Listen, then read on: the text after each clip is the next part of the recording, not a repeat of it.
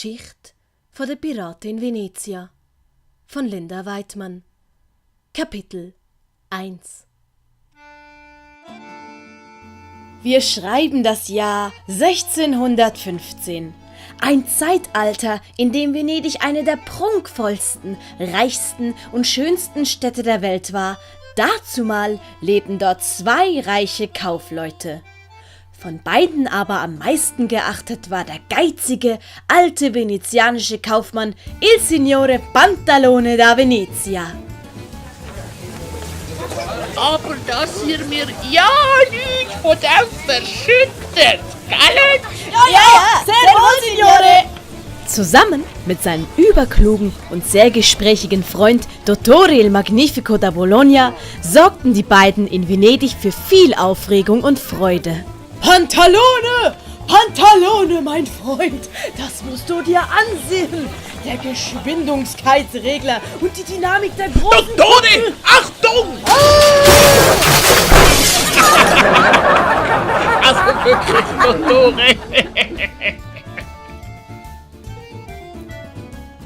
Der andere Kaufmann, Signore Diego il Subdolo, der Hinterhältige, war dafür bekannt, den Leuten unehrlich das Geld nur so aus der Tasche zu ziehen. Und obwohl es immer wieder Leute gab, die sich zu wehren wussten, gelang es nie jemandem, Signore Diego die Schuld nachzuweisen. Eines jedoch vermochte Signore Diego nicht, Signore Pantalone in ein schlechtes Licht zu rücken.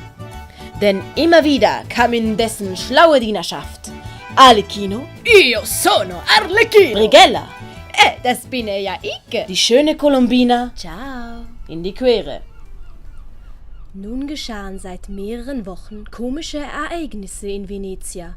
Es herrschte große Unruhe im Dogenpalast, da nun der allgemeine venezianische Exporthandel in Gefahr war. Schiffe mit wichtigen Ladungen kamen nicht mehr in Venezia oder an ihrem Zielhafen an. Die Schiffe schienen samt Besatzung wie von Zauberhand auf dem Meer zu verschwinden. Signore Pantalone, Signore Diego und einige andere Kaufleute waren am Hafen von Venezia versammelt und starrten gebannt auf das Meer. Ich verstehe das nicht. Unser Testschiff hätte doch schon längst wieder da sein. Ja, schon vor 2 Stunden! Die Kaufleute hatten alle ein Schiff ohne Ladung auf das Meer hinausfahren lassen, um so von ihren Testmannschaften zu erfahren, was auf dem Meer passiert war. Meister! Ein Schiff am Horizont! Raffaele, der auf dem Aussichtsturm geklettert war, erblickte nun in der Ferne ein großes Handelsschiff, das Kurs auf Venezia hatte. Ist es eins von meinen? Nein! Ha! Dann ist es sicher eins von ihnen. Nein, auch nicht! Ehrlich gesagt glaube ich, dass es Kreis von Venezia ist. Kreis von Venezia? Raffaele erkannte nun, dass es sich um ein riesiges 5-Master-Segelschiff handelte. Um Himmels Willen, das ist ja ein riesiger 5-Master. Yes! Um Himmels Willen! Vor lauter Aufregung hatte Raffaele losgelassen und stürzte in die Tiefe. Zum Glück sah Arlecchino dies, packte blitzschnell einen großen Wagen frisch gewaschener Wäsche, den 2 Frauen versuchten fertig zu beladen, und rollte diesen gerade rechtzeitig unter den Turm und konnte Raffaele im letzten Moment auffangen. Raffaele! Alles in Ordnung? Ja, nie passiert. Als Raffaele realisierte, dass Arlecchino ihm das Leben gerettet hatte, lief ihm ein Schauer über den Rücken. Oh je, jetzt schulde ich dir auch noch einen Gefallen. Ein Danke hat auch gelangt, aber ein Gefallen kann man immer brauchen. Oh je.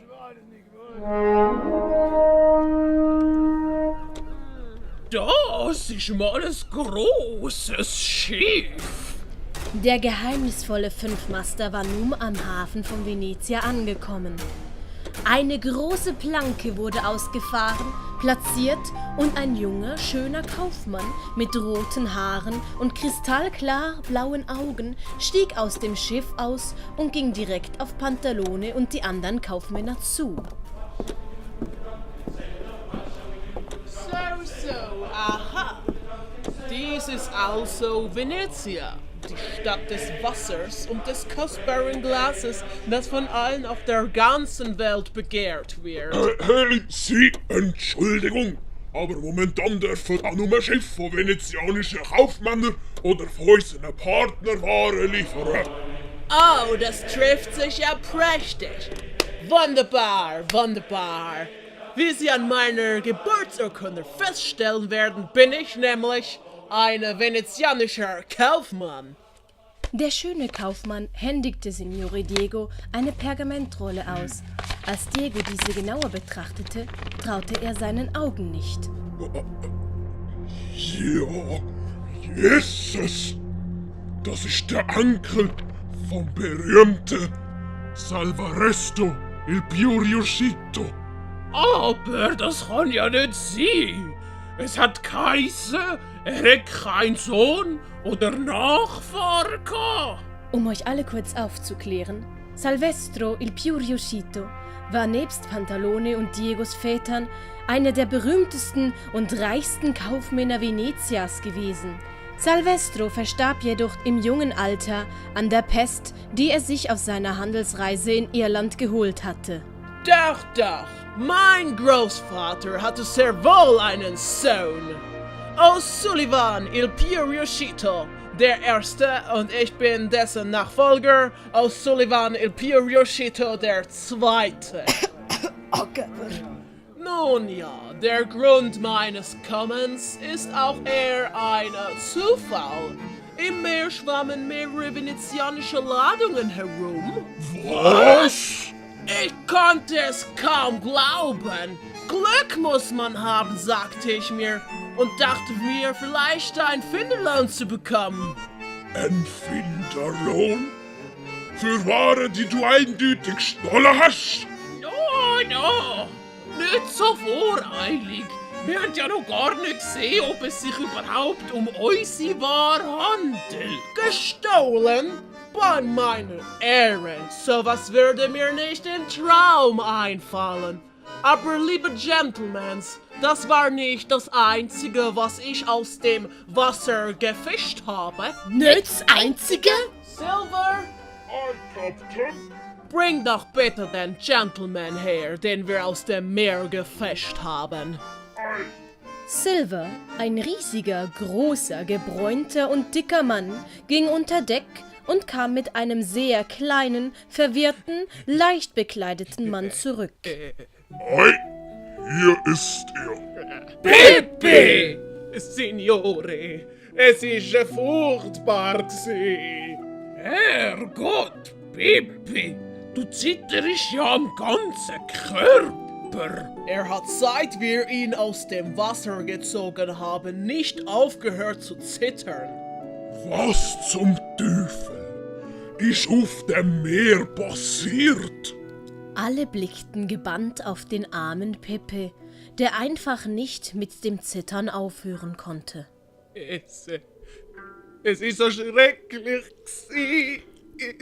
Pepe brach in Tränen aus.